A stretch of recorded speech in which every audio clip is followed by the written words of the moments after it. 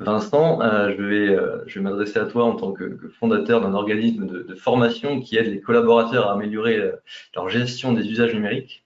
Quels sont aujourd'hui les risques majeurs liés à l'hyperconnexion en entreprise? Alors merci Mathieu, et comme tu l'as dit tout à l'heure dans ton introduction, effectivement on se rend compte qu'aujourd'hui en entreprise les deux principaux risques sont l'isolement et l'hyperconnexion. Et l'hyperconnexion, donc c'est le fait d'être tout le temps connecté aux écrans, que ce soit les emails, le smartphone, les réseaux sociaux professionnels comme Teams, Slack ou autres. Et puis c'est aussi le fait de passer beaucoup de temps en ligne lors de réunions visio, puisqu'on le voit aujourd'hui, hein, la vie d'un salarié en télétravail, c'est passer beaucoup de temps sur les réunions à distance. On a parfois l'impression d'être dans un tunnel de réunions en visio.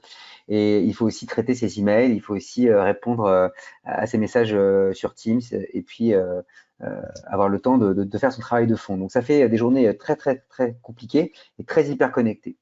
Alors pour moi, les trois principaux problèmes liés à l'hyperconnexion, c'est l'infobésité d'une part, d'autre part le multitâche et enfin ce qu'on appelle le blurring, c'est-à-dire le fait que la séparation entre la vie personnelle et la vie professionnelle est de plus en plus floue. Alors, je vais revenir tout de suite sur le phénomène de l'infobésité. L'infobésité, c'est un mot, une contraction en fait entre information et obésité, et ça signifie qu'aujourd'hui notre cerveau reçoit beaucoup trop d'informations et on a du mal à gérer cette information. Pour vous donner une étude, on sait qu'aujourd'hui on reçoit 10 fois plus d'informations qu'avant l'apparition d'Internet, donc dans les années 97-98. Et pourtant, notre cerveau, lui, n'a pas bougé hein, depuis des centaines de milliers d'années et il se retrouve confronté à ce volume énorme d'informations, que ce soit des emails, des messages sur Teams, des messages sur WhatsApp, sur les réseaux sociaux, etc.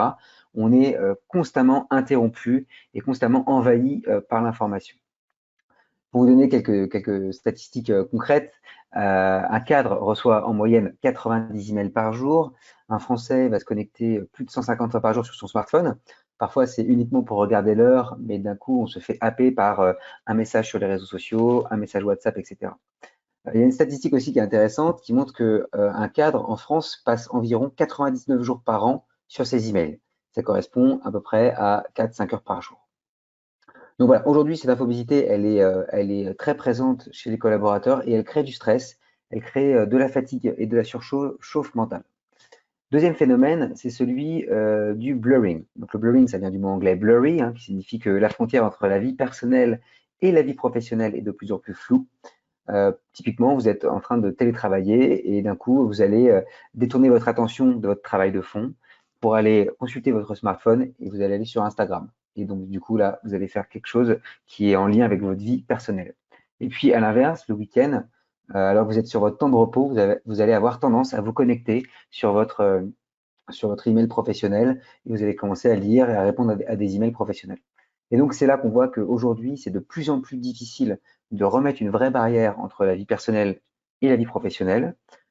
Et c'est un vrai sujet, puisque là, on se rend compte que pendant cette période de télétravail, les collaborateurs continuent à travailler le soir, le week-end et pendant les vacances. Il y a une statistique récente qui montrait que 78% des cadres consultent encore leur communication le soir, pendant les vacances et pendant les week-ends. Et puis, dernier gros problème lié à l'hyperconnexion en entreprise, c'est celui du multitâche. On a l'impression qu'en faisant plusieurs tâches à la fois, on va être plus efficace. Et alors que c'est totalement, malheureusement, c'est faux. Notre cerveau n'arrive pas à faire deux tâches en même temps. Ce qu'il fait en réalité, c'est qu'il passe rapidement d'une tâche à une autre. Et le problème, c'est qu'on se met tout au long de nos journées de travail dans cette situation de multitâche. Typiquement, vous êtes en réunion à distance et en même temps, vous allez consulter vos emails, vous allez consulter vos messages sur Teams. Et donc, vous allez demander à votre cerveau d'écouter d'une oreille ce qui se passe pendant la réunion, et d'un autre côté, vous allez répondre à un message ou un email. Et bien là, votre cerveau se met en situation de multitâche et c'est pas du tout efficace. Ça va entraîner de la fatigue, du stress et de la surcharge mentale. Donc voilà, c'est un petit peu, Mathieu, les principaux problèmes qu'on rencontre en entreprise aujourd'hui. Et c'est pour ça que c'est très important d'accompagner les collaborateurs sur cette thématique-là et de les aider à faire face à l'hyperconnexion.